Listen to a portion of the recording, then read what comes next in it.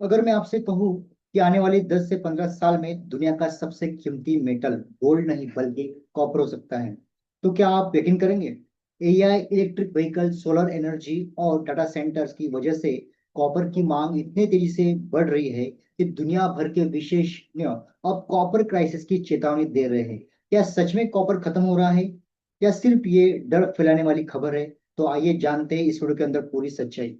जी हाँ दोस्तों, जिस तरह से कॉपर की मांग बढ़ते जा रही है और कॉपर आज देखिए आप, कॉपर का ईटीएफ भी मार्केट में अवेलेबल है ना। तो बहुत सारी मार्केट में कॉपर की जो मांग है, डिमांड है, वो दिन पर दिन बढ़ती जा रही है, क्योंकि जिस तरह से आज इलेक्ट्रिक व्हीकल हो गया या सोलर एनर्जी हो गया, डेटा सेंटर हो गए बड़े बड़े, तो इसकी वजह से कॉपर की डिमांड दिन पर दिन बढ़ती जा रही है। क्या अभी सच में आने वाले समय में कॉपर खत्म हो रहा है? तो जानते हैं वीडियो के अंदर पूरी सच्चाई, वीडियो को एंड तक जरूर देखिएगा। तो चलते दोस्तों, मैं यहाँ पर अपने स्क्रीन पे लेके चलता हूँ जहाँ पर मैंने कुछ पॉइंट्स निकाल के रखे हैं। तो चलते हैं स्लाइड्स के ऊपर।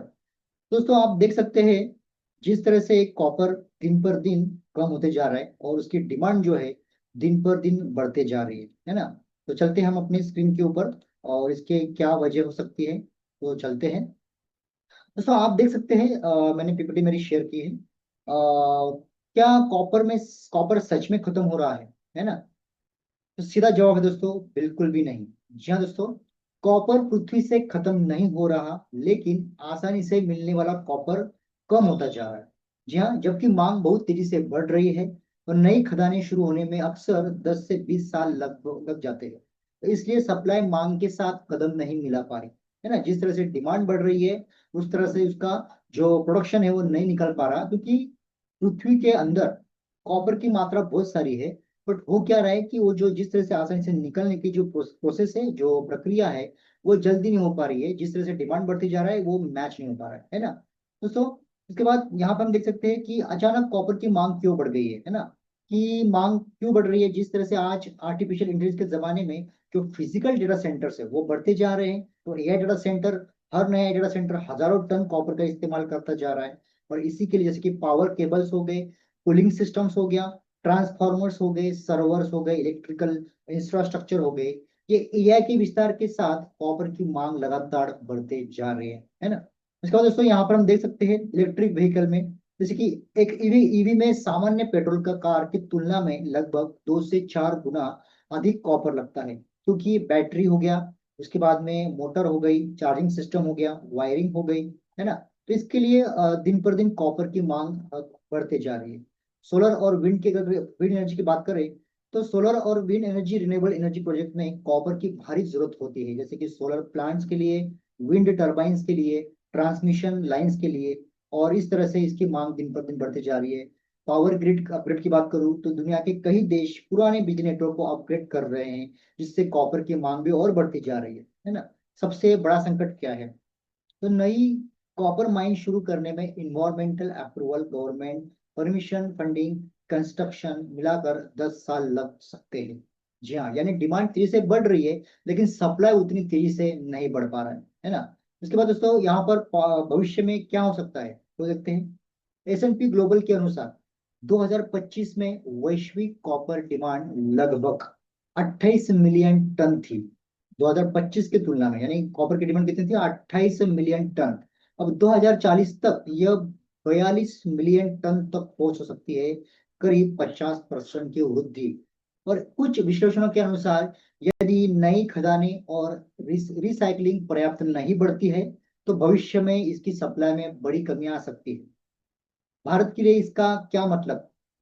Bharat EV manufacturing, renewable energy, power infrastructure, data centres तेजी से बढ़ रहे हैं भारत के अंदर। और इसी वजह से घरेलू कॉपर की मांग भी बढ़ती जा रही है। इस बढ़ती मांग को देखते हुए हिंदुस्तान कॉपर ने भी उत्पादन बढ़ाने की योजना बताई है।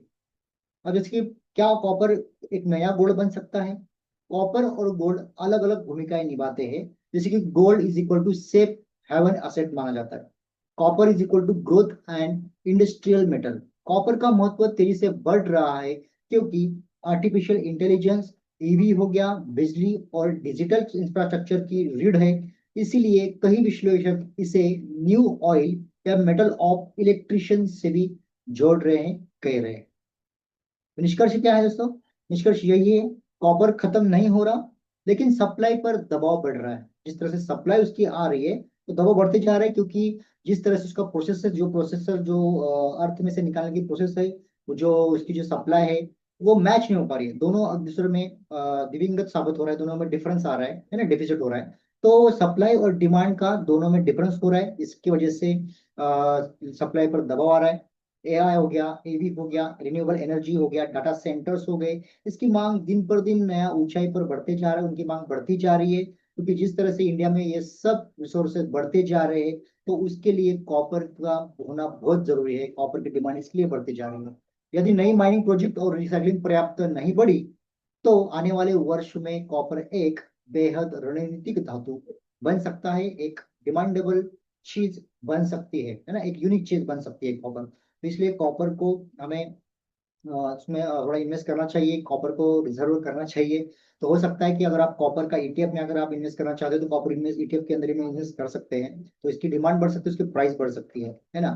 दोस्तों, तो ये था आज का जो हमारा वीडियो, जिसके अंदर मैंने आपको पूरा डिटेल्स मैंने बता दिया किस तरह से आने वाले समय में कॉपर की डिमांड बढ़ती जा रही है और कॉपर खत्म हो रहा है। जी हाँ, बट कॉपर खत्म नहीं हो रहा। कॉपर बहुत सारा मात्रा में अवेलेबल है पृथ्वी के अंदर, बट उसके निकालने की जो प्रोसेस है, उसकी प्रोसेस बहुत धीमी चल रही है एज कंपेयर टू जो डाटा या जो डिमांड कॉपर की बढ़ते जा रही है। तो दोस्तों, वीडियो को अगर वीडियो आपको सच में यहाँ तक वैल्यू दे चुका है, कुछ नॉलेज आपको मिला है, तो जरूर वीडियो को लाइक कीजिए। और अगर मेरे चैनल पे नए हो तो चैनल को सब्सक्राइब कीजिए, क्योंकि इस तरह के नॉलेजेबल कंटेंट मैं इस वीडियो पे बनाते रहता हूँ। तो डेफिनेटली इस चैनल को सब्सक्राइब कीजिए। तो मिलते हैं दोस्तों नेक्स्ट वीडियो में, तब तक के लिए जय हिंद।